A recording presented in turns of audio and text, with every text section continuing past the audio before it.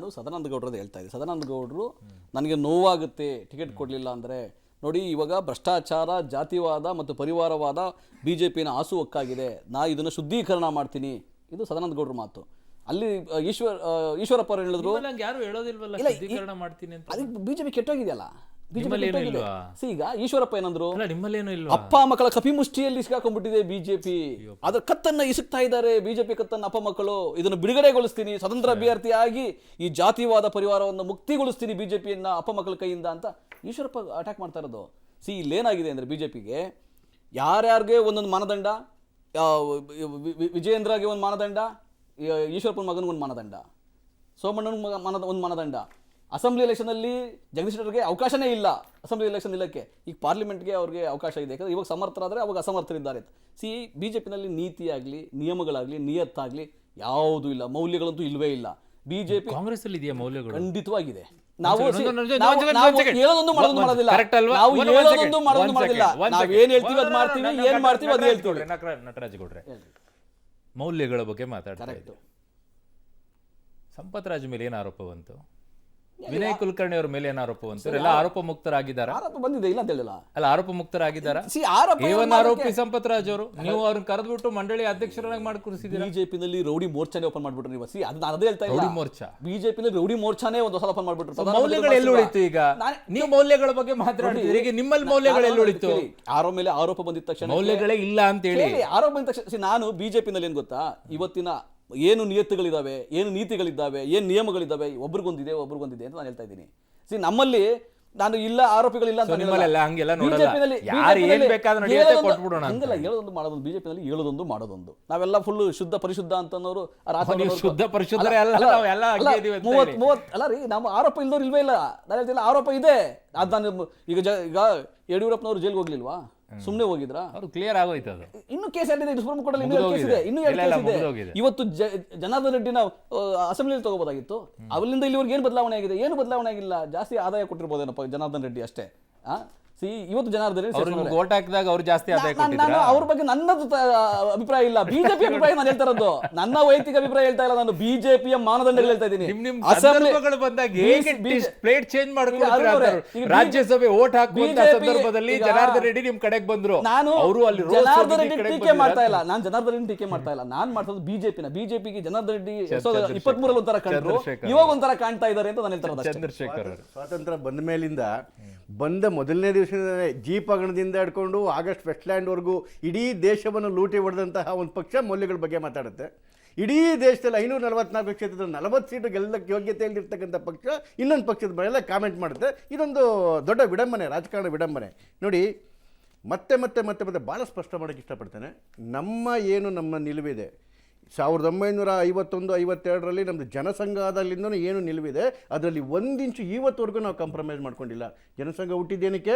ನಾವು ಒಂದೇ ದೇಶದಲ್ಲಿ 2 ಧ್ವಜ ಇರಬಾರ್ದು, 2 ಸಂವಿಧಾನ ಇರಬಾರ್ದು ಅಂತೇಳಿ ಇವತ್ತು ಆರ್ಟಿಕಲ್ 370 ತೆಗೆದ್ವಿ. ಆಫ್ಟರ್ 75 ಇಯರ್ಸ್ ನಮ್ಮಲ್ಲಿ ಒಂದು ಇಂಚು ಬದಲಾವಣೆ ಆಗಿಲ್ಲ. ಗೋಹತ್ಯೆ ಬಗ್ಗೆ 1 ಇಂಚು ಬದಲಾವಣೆ ಆಗಿಲ್ಲ. ಅದಾದಮೇಲೆ ಹಿಂದುತ್ವದ ಬಗ್ಗೆ 1 ಇಂಚು ಬದಲಾವಣೆ ಆಗಿಲ್ಲ. ರಾಮ ಮಂದಿರದ ಬಗ್ಗೆ 1 ಇಂಚು ಬದಲಾವಣೆ ಆಗಿಲ್ಲ. ಯಾವ ನಮ್ಮ ಪಕ್ಷ ಹುಟ್ಟಬೇಕಾದ್ರೆ ಒಂದ್ ಸೆಕೆಂಡ್ ಚಂದ್ರಶೇಖರ್ ಅವರು, ಹಾಗಿದ್ದಾಗಿ ದೇಶದಿಂದ ಗೋ ಹತ್ಯೆಯನ್ನ ನಿಷೇಧ ಮಾಡ್ಬಿಡಿ. ಯಾಕೆ ತಾಕತ್ತಾಗ್ಲಿಲ್ಲ 10 ವರ್ಷದಿಂದ? ಯಾಕೆ ಹೈಯೆಸ್ಟ್ ಎಕ್ಸ್ಪೋರ್ಟ್ ಅಲ್ಲಿ ಇದೀವಿ ನಾವು, ಟಾಪ್ 2 ಅಲ್ಲಿ ನಮ್ಮ ಭಾರತ ದೇಶ? ಎಲ್ಲಾದ್ರಲ್ಲೂ ನಾವು ಟಾಪ್ 3 ಬರ್ತಾ ಇದೀವಿ, ಟಾಪ್ 2 ಬರ್ತಾ ಇದೀವಿ, ಟಾಪ್ 1 ಬರೋದಿದೆ ಅಂತ ಹೇಳ್ತೀರಿ. ಇದರಲ್ಲೂ ಟಾಪ್ 2 ತುಂಬಾ ಒಳ್ಳೆ ಪ್ರಶ್ನೆ. ಇದಕ್ಕೆ ಅಂಡರ್ಲೈನ್ ಮಾಡ್ಕೊಂಬಿಡಿ ನಾನು ಕೊಡ್ತಿರ್ತಕ್ಕಂಥ ಆನ್ಸರು. ಭಾರತದಿಂದ ಒಂದೇ 1 ಗ್ರಾಮ್ ಕೂಡ ಗೋಮಾಂಸ ರಫ್ತಾಗ್ತಾ ಇಲ್ಲ. ಭಾರತದಲ್ಲಿ ಗೋ ಹತ್ಯೆ ಮಾಡೋ ಇಲ್ವೇ ಇಲ್ಲ. ಅದು ಬೀಫ್ ಅಂತ ಹೇಳಿದ್ರೆ ಕೋಣ ಮತ್ತು ಎಮ್ಮೆದು ಒಂದೇ 1 gram. I making a statement as an official spokesperson of BJP. ಒಂದೇ 1 ಗ್ರಾಮ್ ಕೂಡ ಗೋಮಾಂಸ ರಫ್ತಾಗಿಲ್ಲ, ಆಗೋದು ಇಲ್ಲ ನಮ್ಮ ದೇಶದಲ್ಲಿ. ಇದು ಮೊದಲ ಪಾಯಿಂಟ್. ಎರಡನೇದು, ಅಲ್ಲ, ಬೀಫ್ ಎಕ್ಸ್ಪೋರ್ಟ್ ಬಗ್ಗೆ ನಿಮ್ದು ಅನುಮತಿ ಇದೆಯಾ? ನೋಡಿ, ನೀವು ಹಾಗಾದ್ರೆ ಯಾವ ಪ್ರಾಣಿಗಳನ್ನೂ ಮುಟ್ಟೋ ಹಾಗೆ ಇಲ್ಲ. ಅದು ಇದರ ಪ್ರಶ್ನೆ. ನಿಮ್ಮ ಸ್ಟ್ಯಾಂಡ್ ಬಗ್ಗೆ ಹೇಳ್ತಾ ಇದ್ದೀನಿ, ನಿಮ್ಮ ನಿಲುವು ಬಗ್ಗೆ. ನಮ್ಮ ನಿಲುವು ಅವತ್ತು ಗೋವು, ಇವತ್ತು ಗೋವೆ. ಬೀಫ್ ಎಕ್ಸ್ಪೋರ್ಟ್ ಅವತ್ತು ಬಗ್ಗೆ ಗೋವು ನಿಮ್ಗೆ ಇವತ್ತು ಅನುಮತಿ ಗೋವೆ ಇದೆ. ಹೌದು ಬೀಫ್ ಒಂದು ಎಕ್ಸ್ಪೋರ್ಟ್ ಬಗ್ಗೆ ಗ್ರಾಮ್ ನಿಮ್ಮ ಕೂಡ ಅನುಮತಿ ಇದೆ. ಒಂದೇ ಒಂದು ಗ್ರಾಮ್ ಸ್ಟೇಟ್ಮೆಂಟ್ ಕೂಡ ಕ್ಲಿಯರ್ ಮಾಡಿ ಗೋವಿನ- ಬಿಜೆಪಿ ಅವರು. ಹೌದು ಗೋವು ಸ್ಟೇಟ್ಮೆಂಟ್ ಕ್ಲಿಯರ್ ಮಾಡಿ. ಗೋವು- ಗೋಣಗಳನ್ನ ಕಡಿಯಕ್ಕೆ ಅವಕಾಶ ಮಾಡಿಕೊಡ್ತೀವಿ, ಇಲ್ಲ. ಗೋವುಗಳನ್ನ ಮಾತ್ರ ಕಡಿಯಕ್ಕಿಲ್ಲ ಅಂತ ಹೇಳಿ. ಒಂದೇ ಒಂದು ಗ್ರಾಮ್ ಒಂದೇ ಒಂದು ಗೋ ಕೂಡ Stand ನಮ್ಮಲ್ಲಿ clear ಹತ್ಯೆ ಮಾಡಿ ಆಗೋದಿಲ್ಲ. ಅದನ್ನ ಜನಕ್ಕೆ Yes, ಹೇಳಿ it is ಆಗಿದ್ದಾಗ. clear.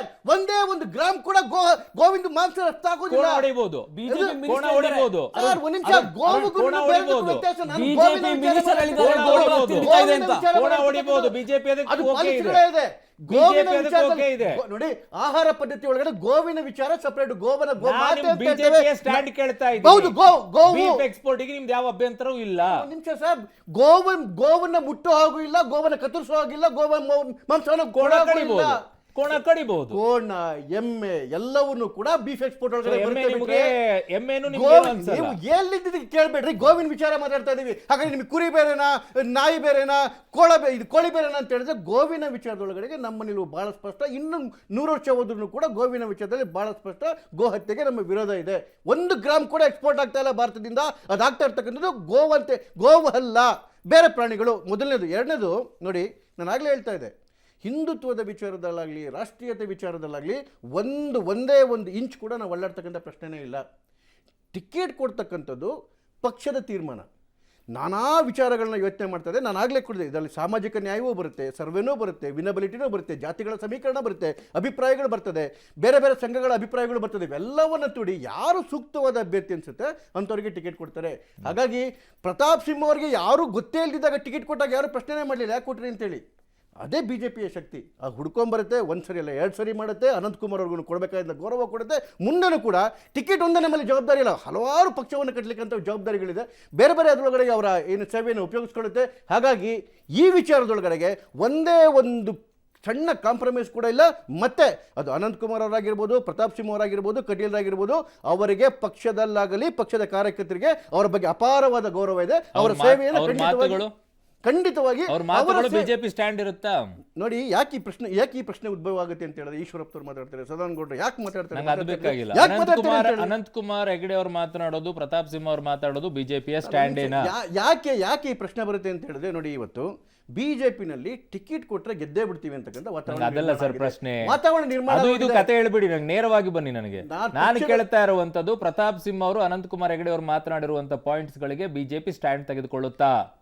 ಅನಂತಕುಮಾರ್ ಅವರು ಮಾತಾಡೋದಕ್ಕೆ, ಪ್ರತಾಪ್ ಸಿಂಹ ಅವರು ಮಾತಾಡೋದಕ್ಕೆ, ಪಕ್ಷದಲ್ಲಿ ನನ್ನ ಬಿಟ್ಟು ಮಾತಾಡಿದಾಗ ಅವತ್ತೇ ಪಕ್ಷ ಕ್ಲಾರಿಫಿಕೇಶನ್ ಕೊಟ್ಟುಬಿಟ್ಟಿದೆ, ಇದು ಪಕ್ಷದ ನಿಲುವಲ್ಲ ಅಂತೇಳಿ. ನಾನು ಒಬ್ಬ ಪಕ್ಷದ ಅಧಿಕೃತ ವಕ್ತಾರನಾಗಿ ಪಕ್ಷದ ನಿಲುವೇ ನನ್ನ ನಿಲುವು. ಹಾಗಾಗಿ ಎರಡನೇದು,